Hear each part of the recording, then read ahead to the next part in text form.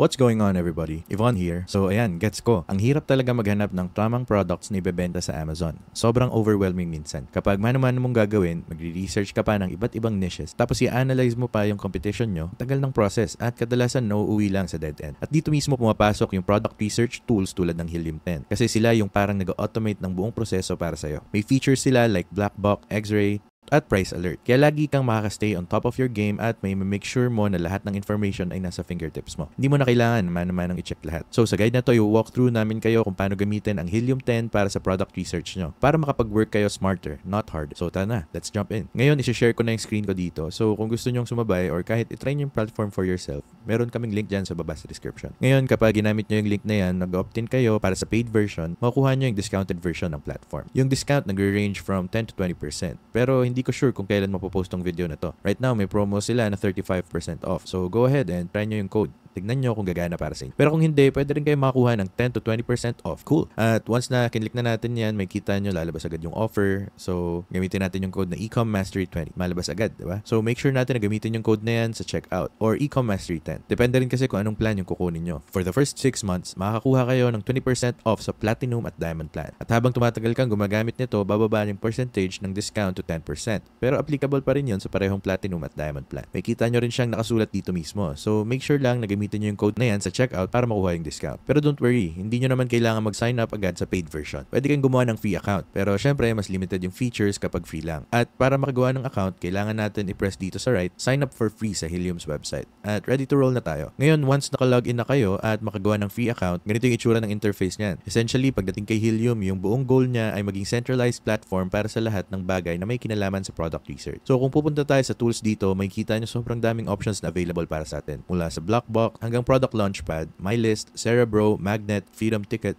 Exit Ticket, Scribbles, Frankenstein, Search Query Analyzer, Keyword Tracker. Gets nyo na, ang daming nakapack dito sa platform. Pero let's go over yung main ones muna. So, ang masasabi ko, kapag nagsisimula pa lang, karamihan ng tao, sobrang gusto nila yung black boxer. Now, breakdown natin kung paano siya nag-work. Una, piliin muna natin kung saan tayo nagbebenta, di ba? Kasi hindi naman lahat nasa United States. So, pwede tayong pumili. Kunwari, United States version, Canada, Mexico, Germany, Spain, you name it. From there, pwede na tayong pumili ng category. Pwede siyang appliances, arts and crafts, automotive products, books, you name it. Ako, personally, iniiwasan ko yung mga fashion or jewelry stuff kasi mataas ang return rate doon. At mas gusto ko yung mga products na hindi masyadong nire-return. Yung wala masyadong size variations kasi kapag maraming size variations, lalaki yung return rates mo at kailangan mo pang mag-store ng sobrang daming inventory. So for example purposes lang, piliin na lang natin yung home and kitchen. Tapos mula doon, pwede tayong pumili kung kailangan ba ng improvement. Some or a lot. So lagay na lang natin some, keep it in the middle. Yung competition, lagay natin sa medium. At gusto natin magbenta ng product na nasa pagitan ng $30 to $100.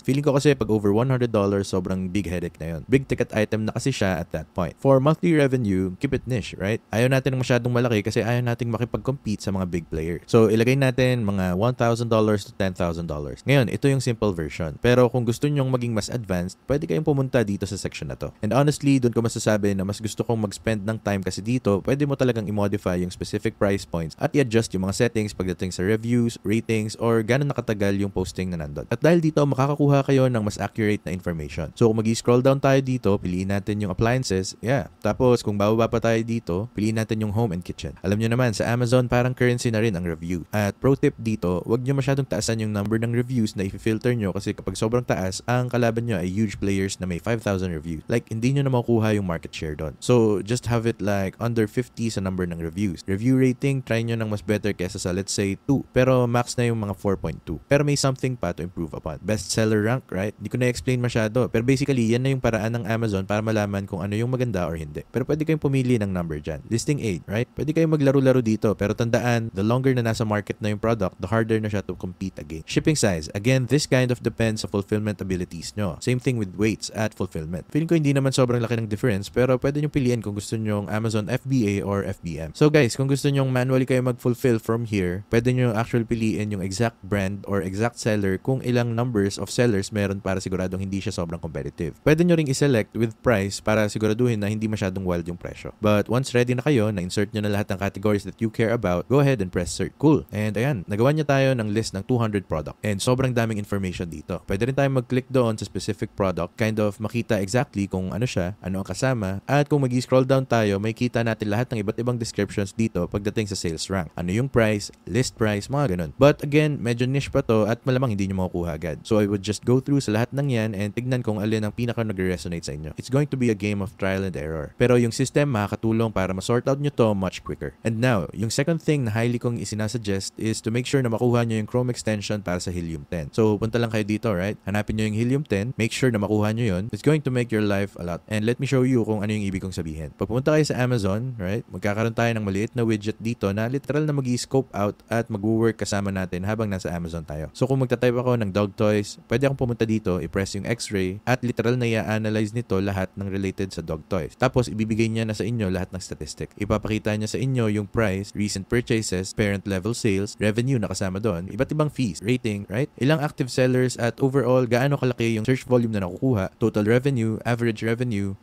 price, average number of reviews, so on and so forth. So para ma-access yung further features, kailangan nyong mag-upgrade sa premium version. Pero kahit sa free version, makuha nyo na yung idea na habang nag-scroll kayo sa Amazon, pwede nyong gamitin itong tool na to para pabilisin yung buong process. And as you guys start, alam ko ginamit ko yung dog toys as example, pero I would suggest na umiwas muna kayo sa sobrang generic na category. Now here's why. Kung maglalagay ako ng chair or maglalagay ako ng dog toys, sobrang hirap mag-stand out. Ang dapat nyong gawin sa simula ay humanap ng specific niche, right? Like hanapin nyo yung something na meron kayo or makikita nyo na hindi sobrang competitive, na hindi ginagawa ng maraming tao at mula doon, galingan nyo talaga. Kumuha kayo ng ilang sales at pwede kayong mag-grow mula doon. Kasi kapag masyado kayong broad magsimula, makikipag-compete lang kayo sa sobrang laking mga players na matagal nang nasa space na to at matatalo lang kayo. And with Amazon, minsan kailangan nyo talagang maglagay ng large orders ng item na i-order nyo. So it can be a costly game. And yun yung ibig kong sabihin pagdating sa X-rays or black box. Make sure na yung nilalagay nyo ay sobrang para makapitalize nyo talaga yun. So basically, parang ito yung 10,000 feet overview kung paano gumagana yung system at paano ginagamit ng mga tao. Pero ang dami pang ibang tools na ginagamit ng iba. So kung babalik tayo sa tools dito, may kita nyo yung alerts at makakatulong to para i-monitor yung mga product at para na rin magbigay ng alerts kapag may nagbago, kapag may hot na nangyayari, or kapag may active na movement. At dahil doon, hindi nyo na kailangan magbukas ng 20,000 tabs at i-monitor silang lahat all at the same time. The system can actually give you guys alerts kapag may nagbago. At dahil doon, hindi nyo na kailangan mano-manong gawin. Pwede rin kayong mag-sort ng mga bagay through keywords. So kung pupunta tayo dito sa keywords, pwede tayong maghanap, similar sa Blackbox, ng specific products based sa search volume, monthly revenue, price, review count, review ratings, at mag-work out pagdating sa specific keyword. At ito yung magiging game changer. Lalo na kapag alam nyo na kung anong niche ang gusto nyong pasukan. Kasi pwede nyong i-test yung iba't ibang keyword. Tignan kung alin talaga yung kumikita ng revenue at alin yung hindi. At dahil doon, pwede kayong mag-double down sa kung ano yung gumagana at i-cut short yung mga hindi. And honestly, feeling ko yung big power ng platform ay talagang lumalabas kapag pinagsasama-sama nyo lahat. Kunwari, nagmamonitor kayo ng specific keyword, pwede kayong maglagay ng alerts doon. Like for example, kung bumaba yung reviews or kung nagbago yung price, right? Or kung may bagong variations na nadagdag or kung tumaas yung competition. And honestly, feeling ko Helium's platform works them. Whenever pinagsasama nyo yung iba't ibang tools at pinag-work sila side by side. Like for example, sabihin natin nakahanap na tayo ng niche, right? Tapos nagmamonitor tayo ng certain keyword, pwede nating isabay yung alerts para gumana kasama nila. So kunwari, with a specific niche, pwede tayong makakuha ng alerts kung bumaba yung review, kung tumaas yung competition, kung nagbago yung price, at dahil doon, alam natin kung good time ba na pumasok or kung kailangan nating mag-back out. And honestly, sa lahat ng tools dito, at hindi na natin kayang i-go through sila isa-isa ngayon, pero bibigyan kayo nito ng isang buong ecosystem para siguraduhin na smooth ang takbo ng product research nyo. Kasi kung hiwa-hiwalay at disconnected ang mga system, paano natin malalaman kung maganda ba ang product or hindi, di ba? And doon, feeling ko si Helium ang makakakuha ng gold medal. Kasi lahat ng kailangan mo nandito na in under one roof. At dahil doon, walang bagay na nakakalusot or nakakalimutan. Habang nagbe-brainstorm or nagko-compare kayo ng products against one another or ng keywords, I would suggest na idagdag nyo sila sa list nyo dito, whether for products or keyword. At dahil doon, habang may mga nagbabago at habang nakakatanggap kayo ng more alert, may kita nyo na side by side kung alin yung gumagana at kung alin yung hindi. Kasi at the end of the day, ito yung mga automations na to ang magbibigay sa inyo ng agility para mabago ang strategy nyo nang hindi na kailangan ng sobrang daming manual input. At habang nag-explore kayo sa system at tinitignan nyo yung iba't ibang tools pagdating sa product research, keyword research, or analytics, mapapansin nyo na parang nagpi-piece together silang lahat at pwede silang mag-work as one. At dagdag pa doon, make sure na makuha nyo rin yung extension kasi kapag na-connect nyo yung X-ray sa platform nyo, may keep nyo lahat sa isang place at makakapag-send ng information diretso from Amazon papunta sa Helium account nyo. As you guys can see, kapag in-automate nyo yung Amazon product research nyo, matatanggal nito yung guesswork sa paghahanap ng winning product. Imbes na umasa lang kayo sa trends at gut feeling, pwede na kayong umasa sa data. At dahil doon, magiging mas systematic ang product research nyo. So kung gusto nyo i-try yung platform, nandyan yung link sa baba sa description. At kung nakatulong sa inyo ang video na to, please make sure to leave a like, mag-subscribe for more videos like this kasi sobrang nakakatulong yon to support the channel. Till next time, peace!